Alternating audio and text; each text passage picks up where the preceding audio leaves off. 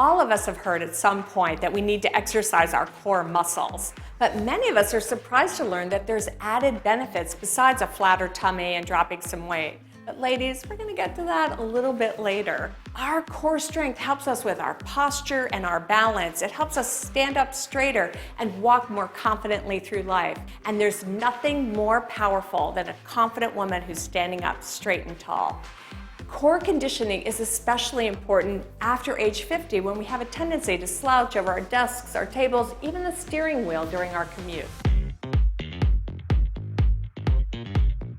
My friend Ben Sullivan, who's a fitness trainer at Funxional Fitness in Burbank, invited me down to help me with some of my core conditioning. I've been working up to being able to hold a plank for about 2 minutes, but it's difficult, and I'm really looking for variety in my core strengthening exercises. I'd also like some tips and techniques that would benefit all women. Well, lucky for you and for your audience, I have a few exercises ready to go. Shall I show you one? Oh, I'd love that. Let's start with the standing side crunch, shall we? Okay, that sounds good. So we're going to have our toes pointing forward, and let's have our hands up like this. We're going to pull our knee to our elbow like this. Okay. And then once we get comfortable, we'll alternate each side. Wow. So in addition to doing it just like you're doing it, we can speed it up so it becomes a little more aerobic.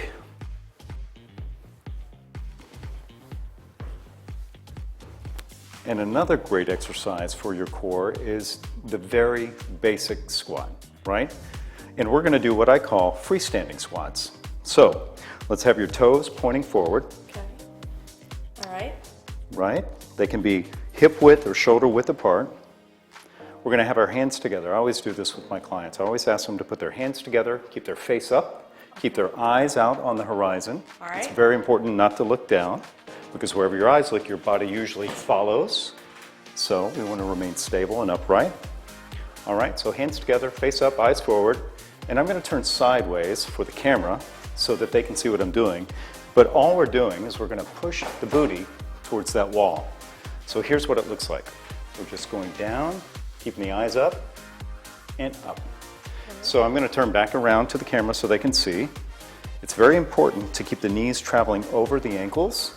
And we also don't want the knees traveling over the toes. So in order to do that, you need to make sure most of the weight is driving through the heels, especially when you push up,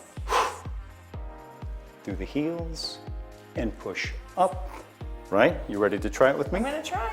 Let's see, let's do it together. I want you to help me with my technique, okay? I'm going to watch you. Here we go. Ready? Let's go. And exhale on the way up. Just take it slow. It's very important for everyone behind the camera to know that we need to go slow, especially at first. Belly button to the spine. So Ben, I bet you have some other great exercises for us. Absolutely. I'd like to share with you and your audience hip thrusts, one of my favorite exercises to strengthen the lower back. You get on your back, our knees are going to be straight up, your feet are going to be flat on the ground, hip width apart, your hands are going to be flat on the floor.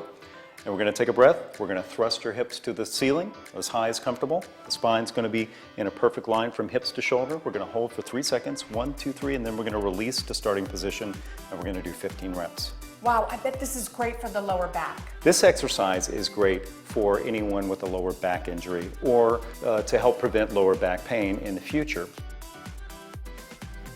You know, I know a lot of us spend a lot of time sitting at our desks, so what would you recommend to counteract that? Sitting is the new smoking, right? Oh boy, you're right. We're spending a lot of time online and on computers. Yeah. So what should we do? This is something I do even before I leave the house in the morning. I go into my little office, I turn on the lights, and this is what I do. It's so simple.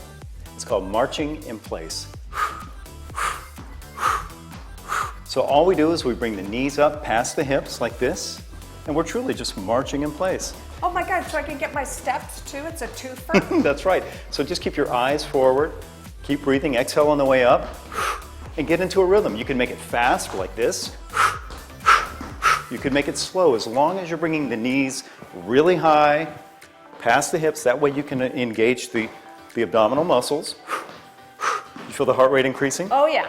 So I do that at the beginning of my day before I leave, because it gets my blood flowing, gets my heart rate up, it gets me ready to see my clients. So remember we talked about the hidden bonus to strengthening your core? Well, it's better sex. I'm not kidding, because when you engage your core, you're also engaging your pelvic floor muscles. So what I tell my patients is try to squeeze really hard and pretend that you're stopping your urine flow. You know, a lot of us know these as Kegels, but these are not your mother's Kegels. You know, we're taking it to that next level. And the reason we do that is because about 1/3 of women over 50 leak urine. I mean, I know it's a taboo topic, but these exercises can really help you stay drier and buy fewer pads. So I always tell my patients 20 to 30 Kegels a day can help you be drier, and it's true. So Ben, I want to thank you so much. You're a great trainer. I learned a lot today, and I know you have too. And for more information on exercise, diet, strengthening your core, do visit nursebarb.com.